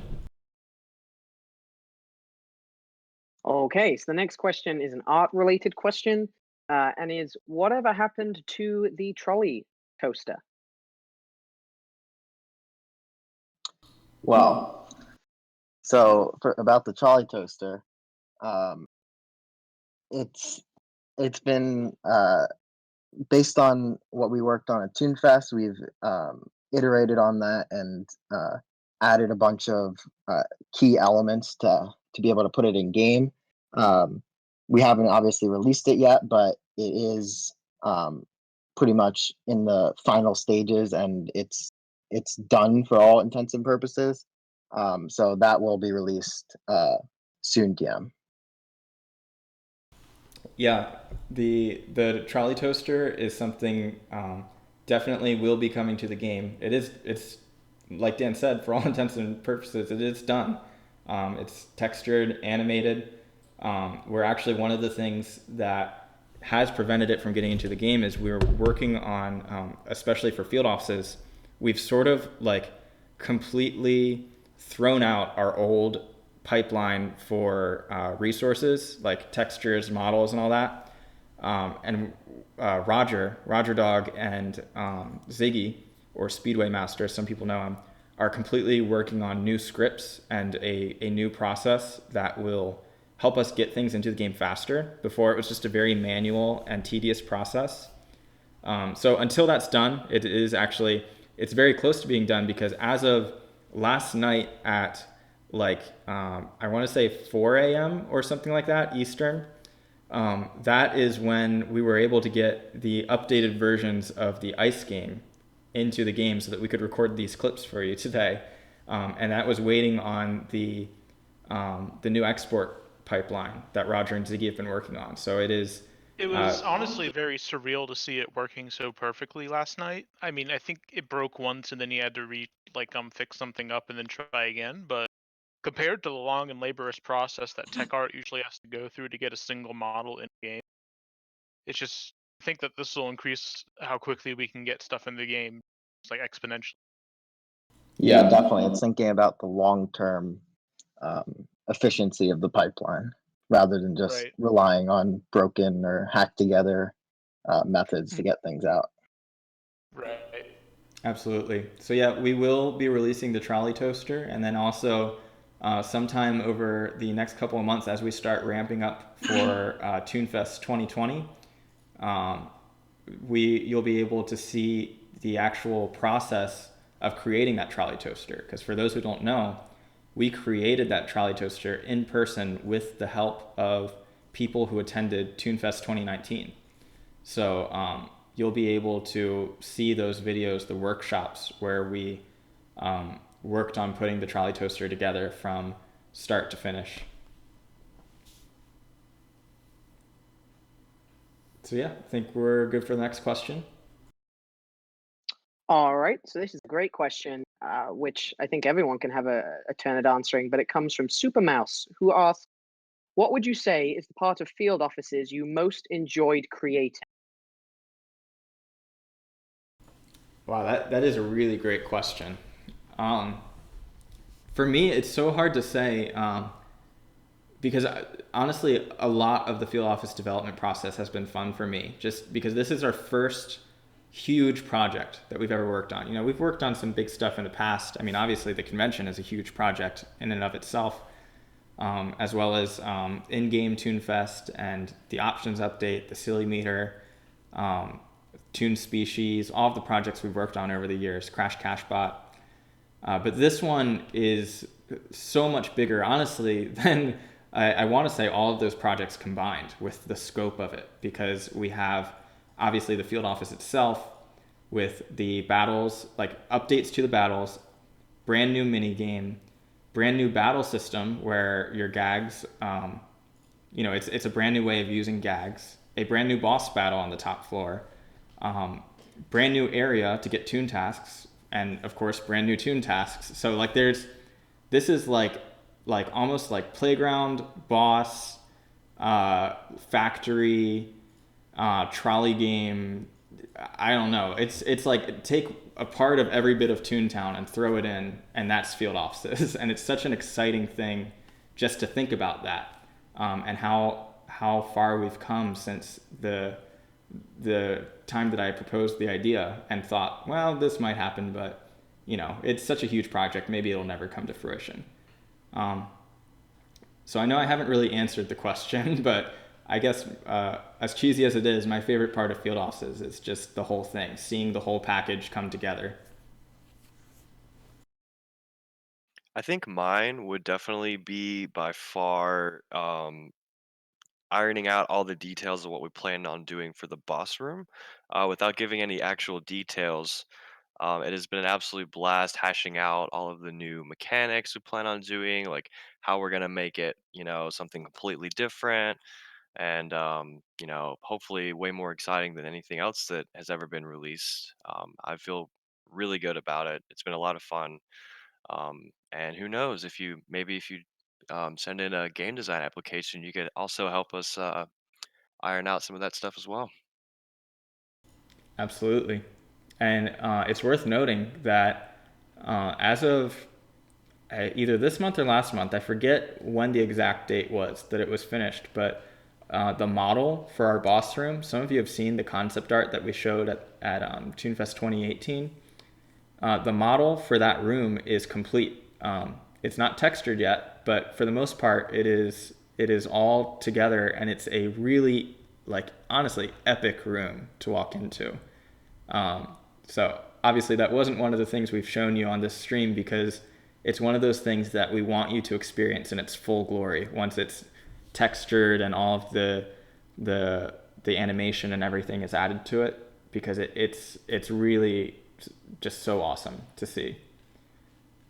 Someone else want to go ahead and answer what their favorite part of field offices has been? Sure, I'll go next. So I don't think I can say the first one because I don't think we've talked about that yet, but I'm gonna go with the second one. I think the second one, my second favorite thing to work on for field offices, is the Resistance Hideout theme. It was just so fun to work on and doing all the motifs, and I just want the community to hear how it's so similar to other themes. And I just think that's my favorite part of working for the field. My second favorite part of working for the field offices.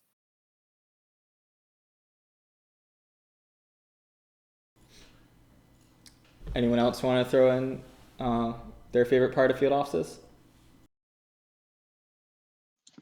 Yeah, well, it's just been great seeing everything come together.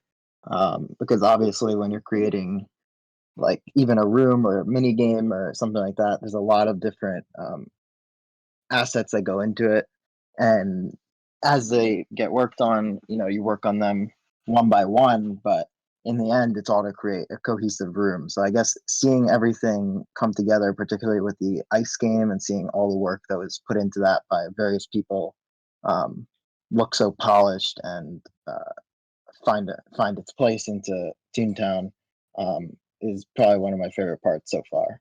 And there's obviously a lot that we still have in the works that we want to surprise you guys about, but it's all very exciting stuff.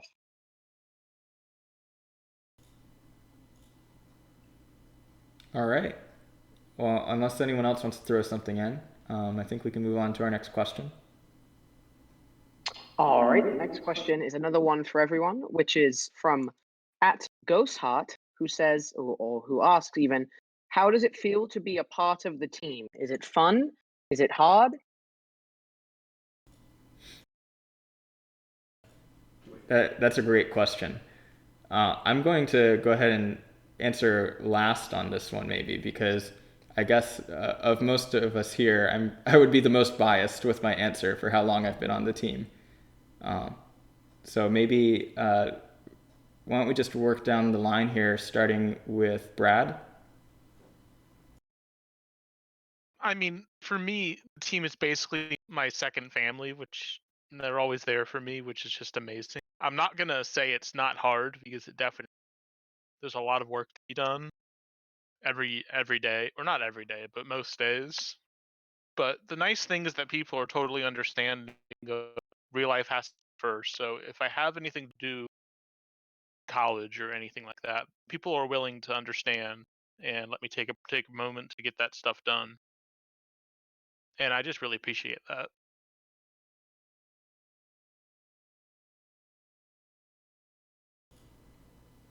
June, do you want to go ahead and answer next? Sure. So I'm kind of like Joey. I'm biased. I've been on the team twice because I took a break, but I've been here since like 2013. So I have seen like the team grow and stuff. So it's hard to figure out like what I love, but I really love brand art. I've always wanted to do illustration stuff for the team in the first place, but I wasn't there artistically yet. So I did texture art. And it was like kind of a rewarding experience to be like kind of working my way into like something that I have a lot of fun with. In terms of hardness, I think the hardest part is like for brand art specifically. Convention season is like the brand art like busiest season.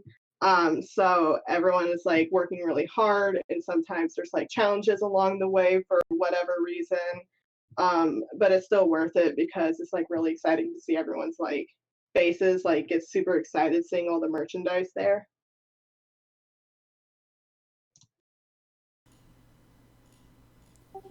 I think being on a Toontown Rewritten team is pretty fun. I really love just every time I'm at school or something, I love just showing my classmates, the ad songs or just songs in general. And they're just like, you made that? No, come on, Wood. But I'm being for real. I really made that.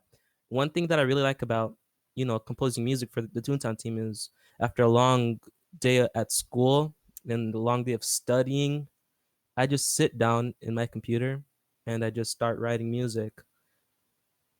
It The next question is it hard? Yes. In some aspects, yes, it's hard. It's a I have to put a lot of time into my compositions, but I really like the turnout of the compositions, and I'm sure the team members do too. So, is it fun? Yes. Is it hard? Yes. How does it feel to be part of the team? Eh, I don't think I have enough time to talk about that.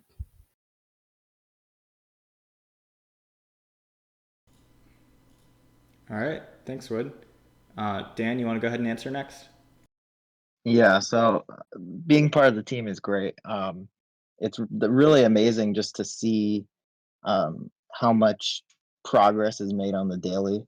Um, it's very hard to obviously convey that to the community, but there really is a lot of progress in all areas being made on a daily basis, and it just amazes me how much talent there is on the team and how many um, people. I mean, the work is really professional level quality across the board, and everyone is great at what they do. So that's something that really amazes me about the team on a whole. And yeah, kind of similar theme to what June was mentioning.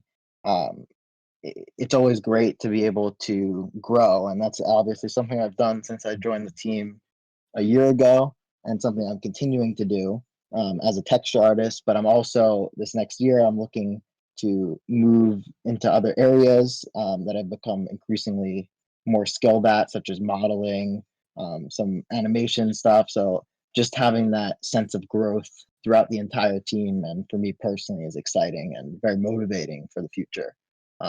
So that's a great part about being on the team, kind of having something to grow towards, and something that, a game who has impacted my career path so much in the professional world. I'm also being able to uh, progress internally on the team as well. So that's a great part of it. Awesome. We've got David next, I think. Sure. It's a really good question. So I joined the team actually in 2017, and then I kind of had to shortly quit due to real life getting in the way. But I never gave up on the dream because Toontown was basically the reason why I started getting interested in computers, and ultimately why I got a computer science degree. So I was really excited to come back and help. And it's been such a good time, and it's a great opportunity for me to, meet people who share the same passion for the game that I do. And we all just want to keep the game alive so, future generations can enjoy the game that we loved and the game that we grew up to play in our childhood. So it really means a lot to me, and it definitely is difficult, but um, I've learned so much. Like, I remember joining when I first joined. I would, I would be hearing conversations going on between the other programmers, and just like I used to think, man, I have no idea what they're talking about. Those guys are so smart. It's crazy. And I still think that sometimes with our tech ops department, it's unreal. They are geniuses. But like I've been here, I guess I've been, super active in the development now for about half a year now, and just thinking back on how much I've learned about just like game development in general is unreal. It's honestly amazing, and I'm really glad that I am a part of the team. All right. Quentin, do you want to go ahead and answer as well? Yes, I will keep my thoughts brief. Honestly, this team is, to echo what Brad said, this team is a family. It's so great seeing everyone come together at ToonFest every year. But honestly, I mean, I have this game to thank for so much, including helping me find my passion. Which is public relations and online and digital kind of community management. And I now know that that is something I want to pursue as a career. And I definitely wouldn't have come to that realization if it wasn't for the friends that I've made on this team the past 2 years. So yeah, yeah, great people. And I'm also going to go ahead and turn this question over to John, actually, who is the ghost of this live stream. He's actually been the awesome person dealing with the technical issues and hosting it off on the side here. So big shout out to him for that. But here is John for this question. Yeah, hello. Hopefully the stream hasn't been too bad so far. I've been trying my best. We've run into a few things, but that's how we work around here. So as Joey said, I'm John. I'm actually a little bit different from these guys because I am a member of the support department. I'm a support coordinator with the support department, and I joined a little bit after ToonFest of 2017. Before 2017, I had known Joey, but honestly, I didn't really know what Toontown Rewritten was. It wasn't really a part of my life. It wasn't really that significant to me. But I decided one year that I was going to help Joey out and head to ToonFest and volunteer as just someone that could help out. And going honestly changed my life. I met so many amazing people, one of which is not in the call, but like Daniel Ritchie, for example, he was one of the main people that recruited me onto the team and pulled me into support. Me personally, I didn't feel like I had too many skills to help on the team. I felt like, game programming and sound and art, I don't have those skills. But he was like, hey, do you like helping people? Do you like solving their problems? I'm like, absolutely. So I joined support. And through support, as everyone has said, I've made such an amazing family. I think everyone on the team is part of my family, but it's also really cool to see how the individual departments work together, but also how the individual departments feel like their own smaller families. me and support, I feel like support is such a tight-knit group, and I love what we have. I love how we work together, and I love the community. I love being able to reach out and help anyone with problems. You know, when we put out that update that breaks everything on Mac computers and people are screaming and hollering, help me, I can't figure it out, we're the ones that try to help you out. We get tons of emails every single day, and through just a little bit of training, we're able to help you, and it's awesome.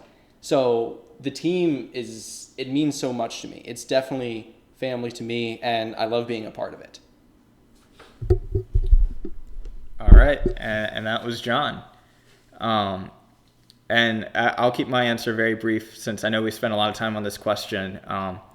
But it's so hard even to just put into words, as I'm sure you've heard from all of these guys, just how great it can be to work on the team. You know, seeing it when it started off with, I don't know, maybe 20 people in the beginning or less, and growing now to almost 80, it's insane. And I feel like it has shaped like who I am today. It's helped me meet so many amazing people that I wouldn't have otherwise met.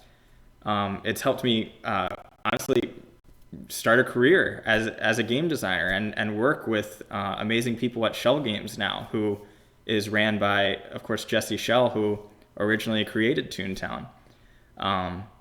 So it's an amazing thing to be a part of, and there's just so many times that I'll log on and just find myself laughing. You know, it's work. It certainly can be hard.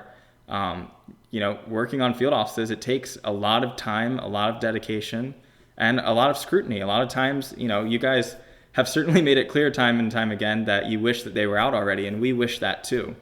And sometimes there are times where you have to deal with being down a little bit because you've put so much effort into this thing and you've really put your time and passion into it and done your best. But because people haven't seen that final product yet, they're not happy yet. But then the time that you do get to see that happiness come out, when the update releases, or when we see someone at ToonFest, or when we do live streams like this and get to see your reactions, like those are the moments that make it worth it. Those are the moments where I feel like we connect not just as a team, but as the Toontown community. And when we really get to celebrate, like how amazing it is that this game is still alive and still going. So just to cap off this question, I'll say again, if any of this stuff sounds good to you, even if you feel like you might not have the talent for it, you should absolutely check out toon.town/apply, because we have lots of open positions. We have lots of ways for people to get involved. And if you ever have any questions about it, you can always send it into support, where John and his team will handle it. Or you can ask us on Twitter, Facebook, wherever else, Discord, etc. So yeah. And I think that we'll probably do 2 more questions just to cap off this ToonCast. So I'll go ahead and turn it back to Quentin now. All right. So you guys are asking some great questions. I wish we could answer them all. But the next one comes from @LaughBoost, who says, do you guys have any plans for your community to design cosmetics and such to be put in game, similar to how the Steam Workshop allows custom content? And the reason I picked this question is because, without giving too much away, there will be an opportunity soon for that very thing. I don't know if Joey or Brad wants to touch on anything else, but I specifically picked this question because that's happening soon. Without going into too much detail, since there will be an announcement blog post later, we are planning on doing a clothing design contest for spring. Making spring-themed clothing. Spring starts on March 20th. March 20th. So the idea is that you submit clothes much like Toontown Online did, and one of our texture artists will go in and implement the game. And we think that'll be a lot of fun. All right, and I think Dan has a little bit to add on this as well. Yeah, so just talking about cosmetics from the art side, it's just obviously it's it's one of those things that's really exciting for players. I know myself love cosmetics in terms of prizes and contests, and I'm very excited for the spring contest coming up. It's one of those things where it's just a challenge in terms of balancing cosmetics and field offices, because as is a theme with a lot of the stuff we've talked about, it's a very iterative process, and creating new clothing goes through a lot of um, you know steps to be polished and finalized into the game. So it's just one of those balancing acts between, do we spend more time working on this part of field offices, or do we create a new cosmetic item that's gonna for a contest or getting people excited. So it's just a different difficult balancing act, but obviously there's opportunities we look for in terms of adding new cosmetics into the game going forward.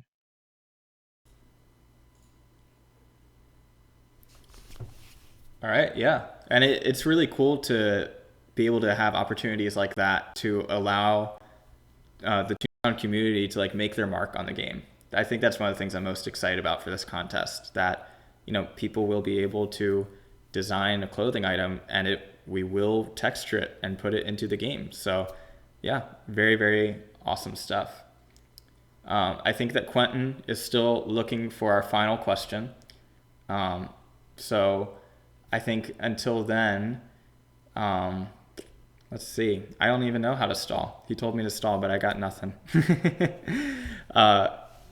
I think one of the things that we can talk about a little bit is going back to maybe what we've been working on for field offices on sort of the game design side. Like right now, our current big focus is figuring out those ToonTasks for the tune resistant hideout, creating design documents and whatnot to pitch ideas of what those ToonTasks are going to be, what the rewards are going to be. And another big thing that we're actually talking about at our meeting this upcoming week is the remote control. A lot of you may remember from ToonFest 2019 that the reward for a field office is, or at least the reward that we're planning, that hasn't been officially finalized yet, but it's a remote control that allows you to control a cog. And you could make the cog tell a joke. You could make the cog somehow like lessen its accuracy for attacks and whatnot. And the whole way that remote is planned to work is that there's this little micro game that you play that determines how well you're going to be able to control the cog. So we're going to be talking about what that micro game is going to be. It's like a little 2 to 3 second thing. I would compare it to like the tug of war battle in the trolley, where you have to like mash your arrow keys back and forth, and it's just a very quick mini game to determine accuracy and whatnot. Something along those lines, not quite as long, not quite as button mashing. But we have a bunch of ideas about what it could be, and we just kind of need to settle on what's the one that's going to be most fun to implement, or rather most fun for people to play. So that's what we're talking about this upcoming week. And like I said, every single week until field offices are released, unless there's some sort of like major holiday or something, we are having meetings to talk about this stuff and review our progress and figure out what's the best way to move forward. So every single day, and from now until the release of field offices, I think it's safe to say that between the 79 people on our team, like at least like some people every day are always working on field offices, and we're working on getting them out as soon as possible. So yeah, hopefully that stalled enough. Hopefully you also learned some stuff while in the process. And I think that Quentin has our final question now. Yes, great stalling skills by Joey there. Thanks again for that. So the final question is coming from @PurpleQuagsire, who asked a great question to end this stream off about field offices. And they've asked, considering how long development for features like field office is taking, how does the team expect to hold on to veteran players who need end game content to keep playing? Will field offices provide enough content for the 3+ years it would take to create a similar feature?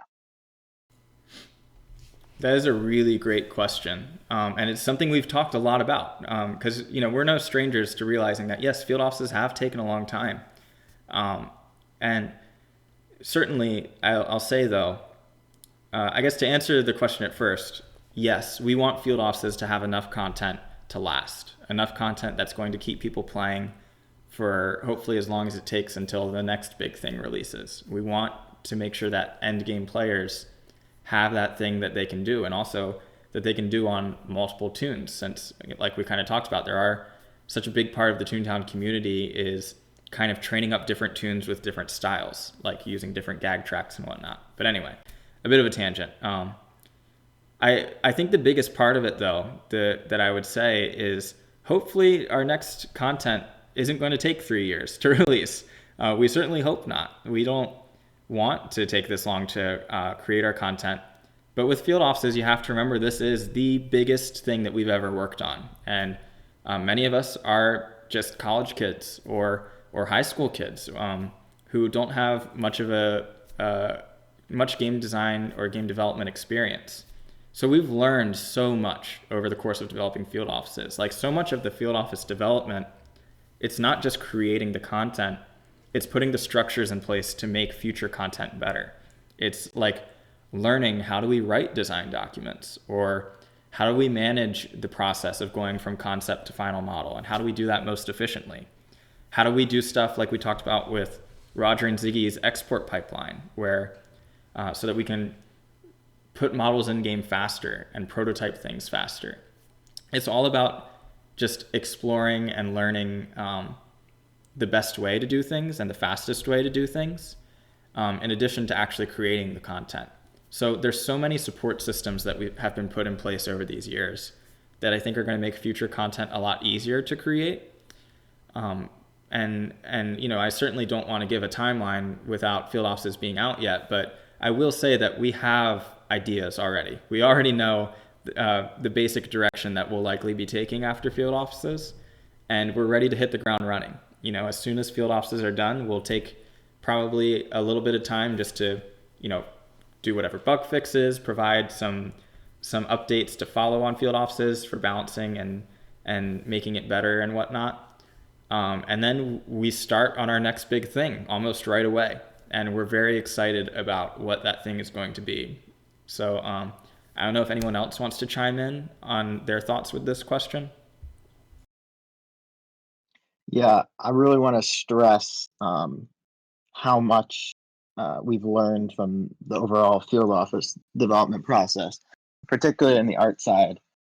As Joe mentioned, those technical art tools, the more back-end side of it, really do speed up the production of even a simple prop or something, and having those scripts in place will make the next big project all that much more efficient to develop.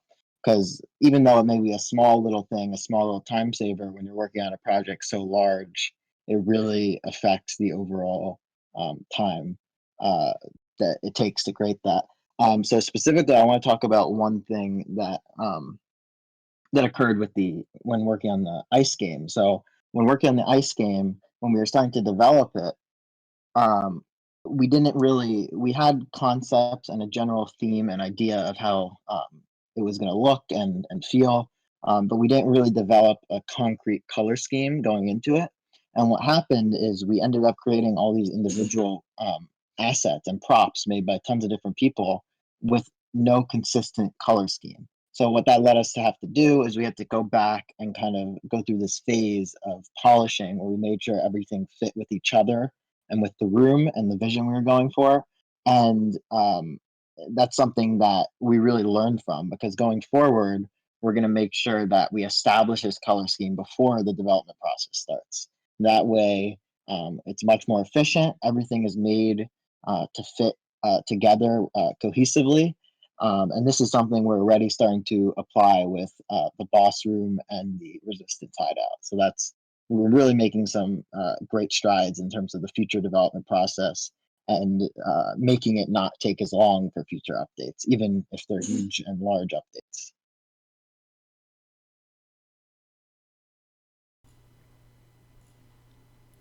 Absolutely. Um, does anyone else have thoughts to chime in with for this last question?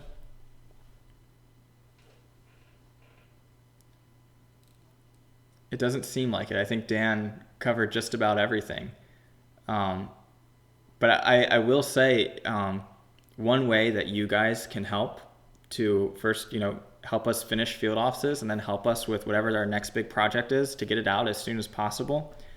Of course, as we've said a bunch of times, you can join the team, but also just show your support for Toontown. Like, it is so exciting when we see fan art, when we see fan fiction and stories, or even just a shout out to like the Toontown team and stuff like that. Just in general, anything that helps Toontown grow bigger and better and help us grow as a community, like inviting friends in and um, helping us to grow our community with more voices and more people and um, more everything. As the community grows, our team can grow. The game grows. It becomes more fun. There's just more people to talk to, more people to meet. It's more diverse. And it's just such a great thing. So even if you feel like you don't have the time or the talent or whatever it may be to be on the Toontown team, one of the great things that you can do that is incredibly motivating to us, and in all honesty, as weird as it sounds, it helps us work faster, is just going out there and making the Toontown community the best it can be. Be positive, be friendly, show love to other people, because that's what this game's all about. It's about teamwork, it's about making friends, it's about having fun. And the more that you guys get to do that, even without our content being released yet, the more we see that, the more incredibly motivating it is to work on this stuff, because it helps us know that, like, at the end of the road, we're going to be releasing this piece of content that is going to help people make more friendships, have more fun, spread more love, and keep Toontown alive longer. And that's what it's all about. So, as you guys go through playing the game, participating in the community, watching ToonCasts or whatever, keep that stuff in mind. And I think that this is a good note to end on. So thank you guys so much for watching this ToonCast. Do you guys in the call have anything else that you want to say before we wrap up? I have something. I just want to say thanks again for having me here, Joy. I'm really excited for the community to hear the remaining pieces. And I know they'll really be in for a treat. It's so refreshing to see you and so many of the other staff members working so diligently throughout each day with the field offices. With that being said, I hope you guys enjoyed this interview.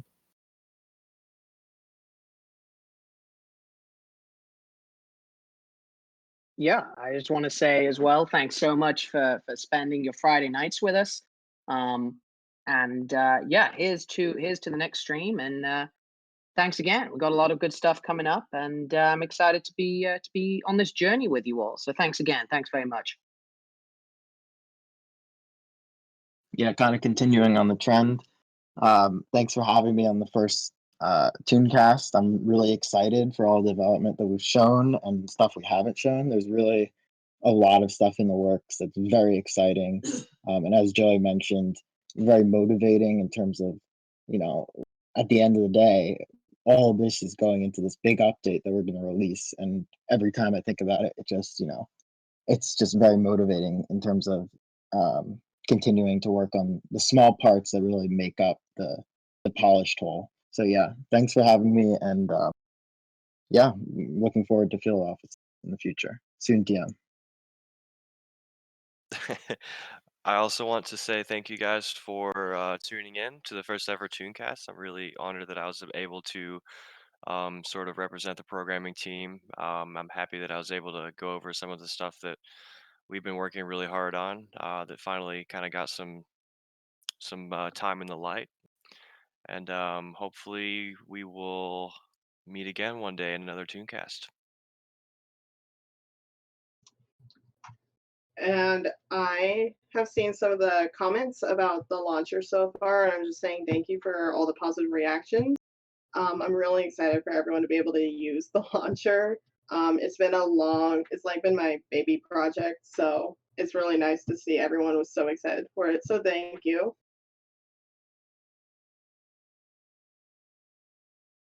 I just want to thank everyone for watching tonight. I really do appreciate everyone who plays this amazing game.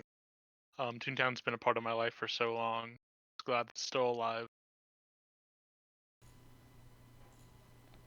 All right, and that officially concludes our ToonCast. Thank you guys so much for coming out to this first one. I know we went longer than I said originally, so we would love to hear your feedback. I know there were technical difficulties and whatnot that we'll work on sorting out for the next one. But yeah, send us your feedback. Let us know what you think. Let us know how we can improve, and we will see you at the next ToonCast. See you guys.